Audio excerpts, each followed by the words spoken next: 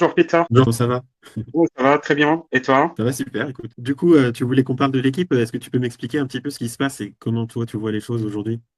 Expliquer à l'équipe comment il faut qu'on fasse en fait le outreach, les messages et tout. C'est-à-dire, avant de prendre une décision là-dessus, je voulais aussi voir avec toi si c'est une manière qui peut fonctionner. Et, j'aimerais voir avec toi comment tu peux m'aider, tu pourras m'aider, qu'est-ce qu'il faut qu'on fasse et puis Alors, où on peut la méthode, commencer. la méthode qu'il t'a proposée de Outreach, c'est une méthode qui est Mhm, très répandue en ce moment, effectivement, avec mhm, Instantly, etc. Parce qu'en fait, c'est des mhm, automatisations qu'on met, on connecte plusieurs outils comme ça. On connecte mhm. Lemlist, AppStora, et on envoie en Ouais. fait des campagnes d'emailing. Là, du coup, ce serait misé sur la quantité Mhm. plutôt que la qualité. Très générique, un générique et il envoie à tout. J'ai dit, ben, je veux pas ça parce que je tue en fait l'image et c'est pas ça ce que je veux montrer. De construire une relation avec les prospects. Mhm, Parce que mhm. on a un contact humain et puis ça change. Parce que tout le monde fait des visios, fait des mails, fait Ah, des, oui, des messages exact. sur partout. Et en fait, on perd ce Mhm. côté humain. Et Oui, c'est ça. Et en plus, dans c'est ça. le thème, donc ça, ce que je propose, c'est vraiment des produits qui sont chers, des projets qui sont Exact. grands. C'est pas des projets à 500 euros et tout. Avant tout, c'est ça qu'il faut faire. Je pense que c'est ça ce qu'on a besoin, pour être honnête avec toi. Ça, là, pour le moment, c'est ça, c'est ce qu'on a besoin. Hello tout le monde, j'espère que vous allez super bien. Aujourd'hui, on se retrouve pour que je vous montre comment on calcule le vrai ROI de l'IA dans votre entreprise. Vous l'avez vu du coup en intro, j'ai effectué plusieurs audits durant ces quelques mois qui sont passés afin de pouvoir adapter mon offre au marché. Et j'ai remarqué que la plupart des dirigeants ou des entrepreneurs ne savent pas encore comment calculer leur ROI, mais surtout ils font l'erreur de vouloir mettre de l'IA alors qu'ils n'ont pas encore de processus. Comme vous l'avez vu dans l'intro, là vous l'avez vu, vous avez un entrepreneur, un dirigeant qui est dans le luxe et qui a fait plusieurs recherches pour pouvoir installer de l'IA. Ça, c'était donc le deuxième appel qu'on avait eu ensemble. Le premier appel, effectivement, il cherchait à mettre de l'IA et surtout à mettre en place des processus. Et comme vous l'avez vu, il a eu d'autres entretiens avec d'autres personnes, notamment une personne qui lui a conseillé de faire l'outreach en automatisant, qui lui a proposé de faire de l'outreach de masse, donc du mass marketing, du mass emailing, qui ne correspond pas du tout à sa niche et qui ne correspond pas du tout à ce que lui envisage de faire pour son image de marque, etc. Lui, il veut plus partir sur quelque chose de plus humain, exactement comme moi, donc des partenaires long terme, exactement comme moi. Et donc, c'est pour ça que j'ai pu, moi, bien comprendre. Et donc, c'est pour ça que j'ai posé plein de questions pour pouvoir comprendre. Donc, l'entretien, vous ne l'avez pas vu, mais il a duré plus de 60 minutes. Et en posant mes questions, eh bien, je me suis rendu compte qu'effectivement, ce n'est pas un souci d'outils, mais c'est un souci de processus. Dans l'IA, donc, si vous avez de l'intuition, c'est très bien, mais tout ça doit être basé sur des faits réels, des processus fiables. La plupart du temps, il faudra faire des choses très simples et notamment avoir déjà en amont des processus qui marchent et que vous avez traqués avec des résultats. Dans un second temps, il faudra faire participer vos équipes. Ce qu'il faut savoir, c'est ce que je dis toujours, c'est que l'IA apporte l'information, l'humain crée la transformation. On ne pourra jamais installer un outil, puisque l'IA est un outil, dans une organisation où on n'a pas identifié en amont les tâches, les processus. Ceci étant dit, il faut savoir que chaque business est différent et donc chaque approche devra être différente. Et donc c'est pour ça que avant de pouvoir mettre de l'IA, il faudra avoir ces processus. Une fois que ces processus sont donc mis en place, eh bien là, vous allez commencer à avoir vos premiers résultats. Et à ce moment-là, eh bien, vous allez pouvoir avoir des résultats, ne serait-ce qu'en termes de votre équipe, de comment elle se sent par rapport à ça, par rapport également au message qui marche, par rapport au temps qu'il faut pour le faire. Et donc tout ça, ce sont des choses qu'il faut traquer pour avoir de la data. Puisque quand on va mettre de l'IA dans son entreprise, il faut avoir de la data et de l'humain. Les deux vont ensemble. La question en 2026, ce n'est plus je dois faire de l'IA, mais c'est tout simplement mettre de l'IA là où vous souhaitez vous débarrasser des tâches répétitives et des tâches dont vous ne voulez plus faire. Les tâches que vous souhaitez garder, vous pouvez les garder en tant qu'humain. Si vous aimez faire ces tâches, il n'est pas nécessaire de mettre de l'IA. Il faut tout simplement bien catégoriser les tâches que vous aimez et les tâches du coup que vous souhaitez automatiser si elles sont automatisables bien entendu. Une fois que ces bases sont bien établies, eh bien par la suite, nous allons pouvoir mettre des processus en place et nous allons pouvoir voir quel impact l'IA a sur notre productivité, sur nos gains, etc., sur notre ROI, quel ROI nous pouvons avoir, et c'est ce que nous allons voir aujourd'hui. Pour cela, nous allons donc mesurer les impacts de l'IA sur les résultats de l'entreprise.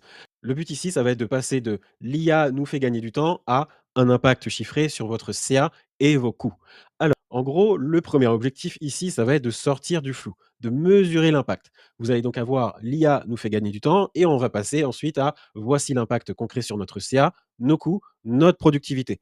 C'est bien effectivement d'avoir de l'intuition, mais il faut que ce soit mesuré. Il faut des résultats concrets pour pouvoir du coup prioriser et savoir ce que l'on peut automatiser, ce que l'on ne peut pas automatiser, ce que l'on veut automatiser et ce que l'on veut et du coup de partir également dans la bonne direction. Le message le plus important ici à prendre en compte, c'est que ce qui n'est pas mesuré n'est jamais amélioré. Vous pouvez avoir en fait au départ un petit ROI dès les premiers jours et ça c'est très bien. Ça va vous dire qu'effectivement ça peut marcher, mais il faudra itérer pour atteindre l'objectif fixé. Bien entendu, avec l'IA, donc ce n'est pas une formation, ce n'est pas acheter des licences qui fait que vous êtes dans l'IA. Il faudra itérer. L'IA, c'est une aventure collective, c'est une aventure avec le dirigeant et les équipes.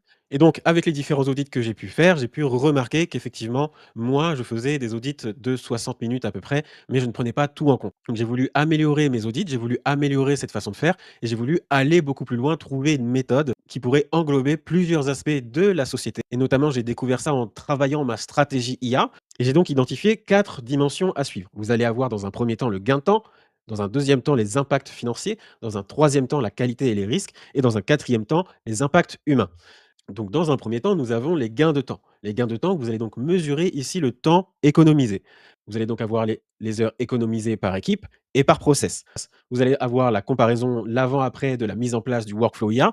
Ici, vous comprenez bien, il faut mesurer avant pour avoir des résultats entre l'avant-après. Vous allez pouvoir ensuite avoir le ratio temps gagné, taux horaire. Et donc, ça va nous donner les économies réalisables. Si on prend un exemple ici, on prend l'exemple d'une agence marketing, ils ont 300 visuels à faire par mois. Eh bien, chaque traitement passe de 45 minutes à 15 minutes. Ici, on va donc avoir 150 heures d'économisées par mois, valorisées au taux horaire de l'équipe. Et donc, vous allez avoir les économies réalisables. Ensuite, vous avez l'impact financier. L'impact financier, on va quantifier le retour financier. Donc, ça va être la réduction des coûts opérationnels. Vous allez avoir l'augmentation du chiffre d'affaires et de la marge. Vous allez avoir le coût par dossier, par client, par recrutement. Et donc, ici aussi, avant, après. Vous allez donc faire un tracking des conversions générées par l'agent IA, si bien sûr vous avez besoin d'un agent IA, puisque ce n'est pas toujours le cas. Mais ici, pour l'exemple, j'ai pris un agent IA vocal. Donc, combien d'appels ont abouti à un devis signé ou à une intervention planifiée? Donc, par rapport à ça, vous allez pouvoir donc traquer le taux de conversion sur l'ensemble du cycle et pouvoir donc voir quelle réduction des coûts opérationnels vous allez pouvoir avoir avec votre agent IA vocal. Ensuite, nous avons la qualité et les risques. La qualité et les risques, c'est très important à le prendre en compte, puisque là, vous allez réduire les erreurs et les risques. Vous allez donc avoir le taux d'erreur, donc combien d'erreurs en moins. Nous sommes humains, nous faisons des erreurs. L'IA en fait beaucoup moins. Le taux d'erreur, vous allez avoir ensuite le taux de retour, les réclamations clients. Et vous avez bien entendu la conformité à avoir. La conformité, vous avez donc le RGPD, la qualité des données, la traçabilité, et bientôt vous aurez donc l'IA Act. Je vous conseille de vous intéresser à ça très fortement, puisque je vois énormément de choses et énormément de personnes qui ne sont pas au courant de ça, alors que les risques sont majeurs. Ensuite, vous allez pouvoir également éviter de perdre de l'argent sur un périmètre d'usage défini et vous allez éviter donc de recruter plusieurs personnes sur un seul sujet. La plupart du temps, quand on est entrepreneur, quand on est dirigeant, ce qu'on veut faire et ce qu'on se dit, c'est qu'on a toujours besoin de plusieurs personnes pour un sujet. Mais si aujourd'hui, en 2026, où nous avons l'IA, vous devez vous poser une question. Vous allez du coup aujourd'hui devoir penser autrement. Vous allez devoir penser en termes de workflow et non en termes de rôle. Qu'est-ce que j'entends par là? J'entends que, par exemple, vous avez un sujet précis à traiter dans votre entreprise. Eh bien, au lieu de vous dire, tiens, il me faudra 5 personnes, vous allez donc tout simplement décomposer les tâches que chaque personne sur ce sujet doit effectuer. Et ensuite, vous allez pouvoir penser en termes de workflow. Très simple. Vous prenez un stylo, un papier, vous notez toutes les tâches et vous regardez quelles tâches peuvent être faites par l'IA et également, comme je le disais au début, les tâches que vous voulez garder par les humains et les tâches que vous voulez attribuer à l'IA.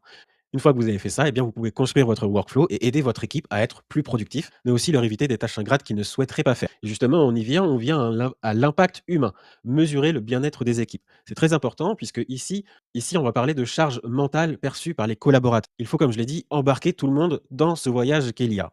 Et donc, ça passe par la charge mentale de vos collaborateurs. Il faut donc développer une communication assertive avec ses collaborateurs et regarder réellement comment ils utilisent l'IA, s'ils l'utilisent, quelle charge de travail ils ont aujourd'hui, quelle charge mentale, quelles sont les tâches qui leur prennent plus d'énergie et qui ne sont pas spécifiquement des tâches à valeur ajoutée. Vous allez donc, si vous faites ça, avoir une satisfaction et un engagement des équipes, puisqu'ils vont voir que vous prenez en considération leurs avis et qu'effectivement, ils font partie de la boucle. Puisque également, vous avez besoin de votre équipe, puisqu'il faudra une supervision humaine. Et c'est ici vos équipes qui ont un énorme potentiel dans cette supervision. Ensuite, vous allez avoir la diminution des tâches pénibles sans valeur ajoutée, où effectivement, éliminer ces tâches pénibles et sans valeur ajoutée que vos collaborateurs ne souhaitent pas garder. Ensuite, vous allez avoir, pour terminer, l'amélioration du bien-être. Donc, fini les tâches répétitives, place aux missions à forte valeur. Si vous libérez effectivement vos collaborateurs, ils vont pouvoir faire des missions à plus forte valeur ajoutée. Donc, 5 actions concrètes que vous pouvez faire dès aujourd'hui. Premièrement, vous allez définir une baseline. La baseline, vous allez mesurer avant l'IA, donc le temps passé, le volume traité, les heures, les coûts. Donc en deuxième temps, vous allez choisir 3 à 5 KPI maximum. Vous allez donc regarder l'heure gagnée par mois, le coût par dossier, le temps de traitement moyen. En troisième temps, vous allez mettre en place un tableau de bord. Même si c'est un Google Sheet totalement basique, il vous faut un tableau de bord pour commencer et donc avoir un avant-après, le delta entre l'avant-après et effectivement les impacts estimés.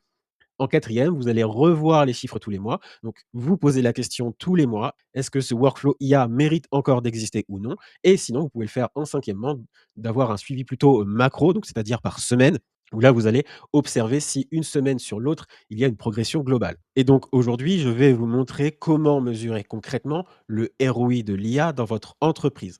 Je vais vous montrer donc la méthode que j'ai pu développer de mon côté, concrètement le ROI de l'IA dans votre entreprise. Donc, on ne va pas faire du blabla ici. On va avoir des métriques, on va mesurer et on va mesurer en euros. Et donc, ce que j'ai remarqué pour commencer, c'est qu'il y a 3 dimensions de l'impact de l'IA dans votre entreprise. Donc, dans l'IA, vous allez avoir plusieurs opportunités. Donc, toute opportunité IA se mesure en 3 dimensions. La première dimension, vous allez avoir le temps perdu. Le temps perdu, c'est le temps que vous gaspillez sur des tâches répétitives. Le deuxième temps, c'est le revenu perdu. C'est l'argent qui fuit pendant ce temps perdu. Et en troisième temps, vous allez avoir les revenus débloqués. C'est l'argent que vous pourriez gagner si vous récupériez ce temps. Et donc ici, dans cette méthode, il y a une subtilité. Toutes les opportunités IA que vous allez avoir quand vous allez prioriser avec la matrice de priorisation que je vais vous montrer juste après, eh bien certaines vont simplement pouvoir être identifiées dans la dimension A, certaines dans la dimension A et B, et certaines dans la dimension A, B et C. Et donc avec ça, on a l'impact total du ROI, du vrai ROI de l'IA dans votre entreprise.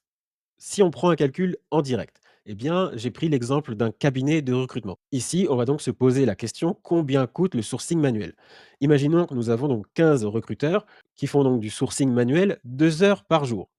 2 heures par jour fois 220 jours. 220 jours par an. Pourquoi? Pourquoi 220 jours? Puisqu'ici, nous sommes en France, nous avons des RTT, des congés payés, des jours fériés. Et donc, dans sa globalité, on est plus vers 220 jours que 230 ou 260 jours comme aux États-Unis.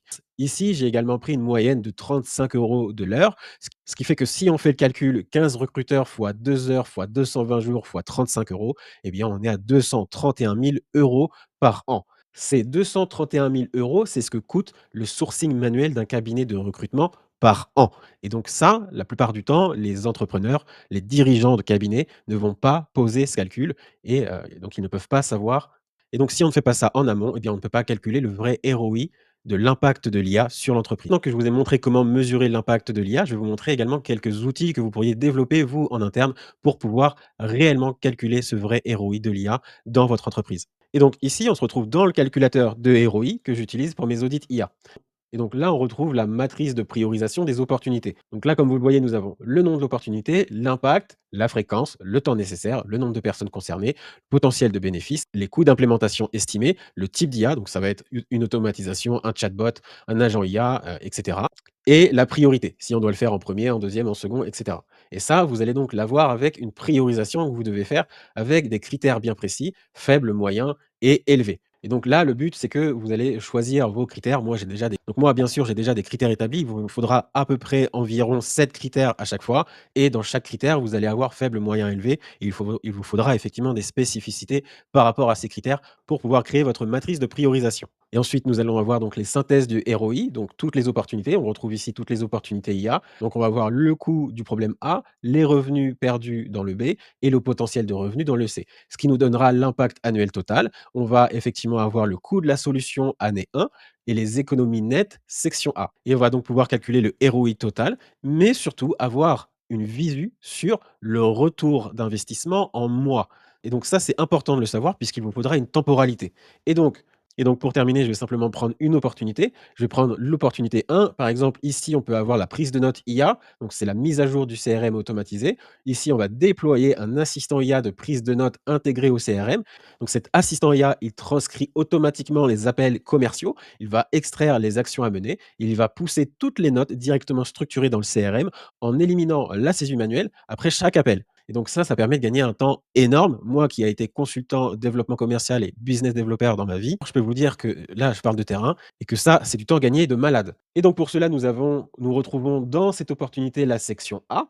Et si vous vous rappelez, la section A, c'est ce que ce problème coûte en temps perdu. Donc on va avoir le temps perdu par jour, le nombre de personnes effectuant cette tâche, les jours ouvrés par an, le coût horaire chargé. Vous allez ensuite avoir donc le coût annuel de l'inefficacité et vous allez avoir le coût d'implémentation, les coûts annuels d'outils, et cetera. Et dans chaque section, vous avez des critères bien précis qu'il faut remplir. Et donc, comment on obtient ces résultats? C'est bien évidemment en parlant à des humains que l'on va avoir ces résultats.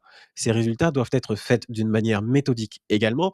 Donc, il va falloir commencer par prendre la température de l'équipe globale. Mais quand vous faites du coup cette recherche d'informations, il faudra anonymiser certains moments. Mais quand vous allez faire cette recherche d'informations, donc il faudra tout simplement avoir des champions IA pour aller discuter avec eux, pour savoir comment ça se passe sur le terrain. Vous pouvez soit aller directement sur les équipes directement, soit avoir un relais avec les managers pour qu'ils puissent vous expliquer.